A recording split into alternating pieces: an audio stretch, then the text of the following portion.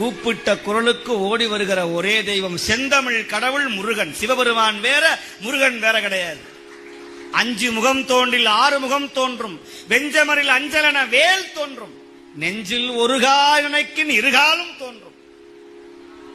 அதனாலதான் சிவபெருமான் முருகப்பெருமான் இல்லாம சுவாமி வரவே மாட்டார். சோமாஸ்கந்த மூர்த்தியுடைய வடிவமே பக்கத்துல முருகர் இருப்பார். சோ உமா ஸ்கந்தன் பேரு. நம்ம முருகனை பிரிச்சு விட்டு விநாயகர் பெருமானை பிரிச்சுட்டு சாமியை கும்பிடவே முடியாது, சிவனை கும்பிடவே முடியாது. நீங்க எந்த சிவாலயம் போனாலும் சரி, சுவாமிக்கு நேர் பின்னாடி யார் இருப்பானா முருகர் தான் இருப்பார். தன் குழந்தையை பார்த்து கொண்டே இருக்கிற ஒரே தெய்வம் அவன் மட்டும்தான் ஆம்பளை. நம்மளா பொம்பளைங்க, நம்மளா பெண்கள் வயிற்றுல பிறந்தவங்க. அவன் மட்டும்தான் ஆம்பளை நெற்றியில இருந்து பிறந்தவன். யாரும் பெண் வயிற்றுல இருந்து பிறக்காத ஒரே தெய்வம். நம்மெல்லாம் பெண்ணுடைய கர்ப்பப்பையில இருந்து பிறந்தோம். ஆனா சுவாமி அவன் எங்கேயும் பிறப்பு இறப்பு இல்லாதவன். அவனுடைய பிள்ளையாகிய சுப்பிரமணியனும் பிறப்பு இறப்பு இல்லாதவன். அவன் நெற்றியிலே பிறந்த ஆண் பிள்ளை, அவன் தான் ஆம்பளை. அப்பேற்பட்ட ஆண் பிள்ளையாக இருக்கிற சுப்பிரமணியன் முருகன் நினைச்சா போதும்.